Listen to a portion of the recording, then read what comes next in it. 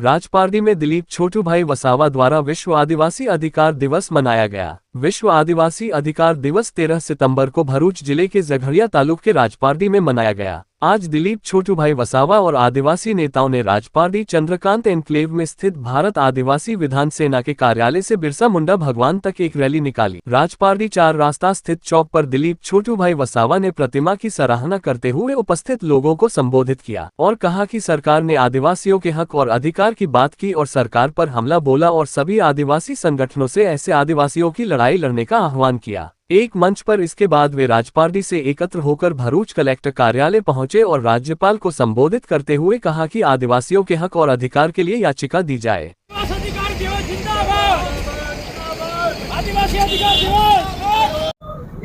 आज 13 सप्टेम्बर संयुक्त राष्ट्र द्वारा જે અધિકાર દિવસની ઘોષણા કરવામાં આવી છે એની ઉજવણી રૂપે અમે સૌ અહીંયા ભેગા થયા છીએ। આજે ગામડે ગામડેથી આવેલા કાર્યકરો,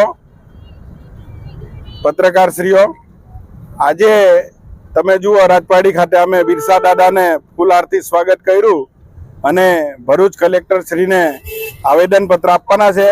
અમારે આવેદનપત્ર આપવાનો જે મતલબ છે એ સંયુક્ત દ્વારા જે અમને અધિકાર આપવામાં આવ્યો છે આ દિવસનો, તો અમે કલેક્ટરને આવેદનપત્ર એટલા માટે આપવા માંગીએ છીએ કે આ રાજ્યમાં 1.5 કરોડથી બી વધારે આદિવાસીઓ વસે છે અને આજે તમે જુઓ ઉમરગામથી અંબાજી જે અમારો આદિવાસી વિસ્તાર છે એ વિસ્તારમાં આદિવાસીઓ વસે છે અને જે આપણા બંધારણે શેડ્યુલ 5 શેડ્યુલ 6 ની જે અમને અધિકાર મળ્યા છે એના ભાગરૂપે અમે આજે આપણા ગુજરાતના રાજ્યપાલ અને રાષ્ટ્રપતિ આપણા દેશના એમને અમે કલેક્ટરશ્રી દ્વારા આવેદનપત્ર આપવા માંગીએ છીએ। તો જે અમારા આદિવાસીઓના અધિકારો છે આજે તમે જુઓ ખોટા આદિવાસીઓના પ્રમાણપત્ર 1956 થી ખોટા પ્રમાણપત્રો ચાલી રહ્યા છે। આજ દિન સુધી હજારો પ્રમાણપત્રો ખોટા જ્યારે બિન આદિવાસી લોકોને આપવામાં આવ્યા છે ત્યારે અમારા સમાજમાં ઘણા યુવાન યુવતીઓ ભણેલા છે પણ આજે બી નોકરી મળતી નથી।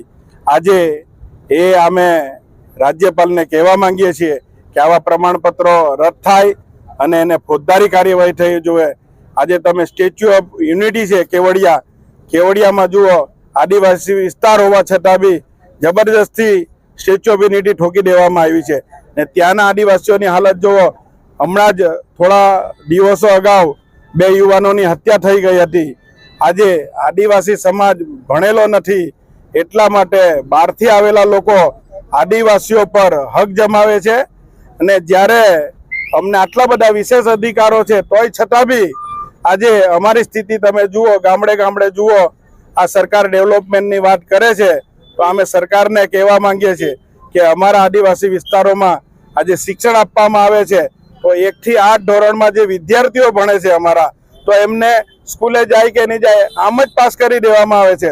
તો જ્યારે 10માના બોર્ડમાં જાય છે ત્યારે એ ફેલ થાય છે તો એ ભણેલો મજૂર તરીકે આ લોકો એને વાપરે છે। આજે ગુજરાતમાં અને દેશમાં ઘણી ઇન્ડસ્ટ્રીયલ આવેલી છે, આ લોકોને મજૂરોની જરૂર છે એટલા માટે આ જાતના કાયદાઓ બનાવ્યા છે એ લોકોએ। જ્યારે અમારા 6 શેડ્યુલમાં તમે જુઓ દેશ આઝાદ થયો ત્યાર પહેલા બી અમને અમારા બાપ દાદા વખતે પરંપરાગત આજે અમને જે સુવિધાઓ હતી જે અમારા બાપ દાદાના અધિકાર હતા આજે એ પણ ખલાસ કરી દેવામાં આવ્યા છે। તો અમે ગામડે ગામડે જઈને રૂઢિગ્રામ સભાનું આયોજન દરેક માણસનો અધિકાર રહે, દરેક માણસ વાત કરી શકે એ જાતની લોકોને જાગૃતતા ફેલાવવાનું કામ કરી રહ્યા છે। આજે આદિવાસીઓની જમીનોના પ્રશ્ન છે મોટા પ્રમાણમાં, આદિવાસી વિસ્તારોમાં ડેમોની સમસ્યાઓ છે, ડેમો હોવા છતાં બી આદિવાસીઓને પાણી નથી મળતું, જમીનોમાં સિંચાઈમાં પાણી નથી મળતું। તમે આદિવાસી વિસ્તારમાં જ રોડોની હાલત જુઓ, આજે ભરૂચ જિલ્લામાં આખા ગુજરાતમાં જુઓ રોડો તૂટીને બેહાલ થઈ ગયા છે, લોકો તાઈ મામ પુકારી ગયા છે।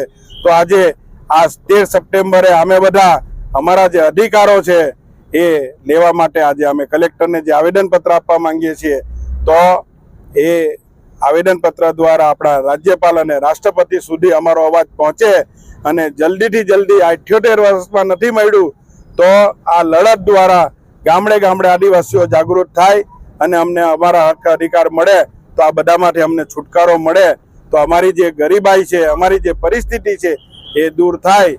એટલા માટે અમે આ અધિકાર દિવસે આજે બધા ભેગા થઈને આવેદન પત્ર આપવા ગઈએ છીએ. જય આદિવાસી, જય જોહાર.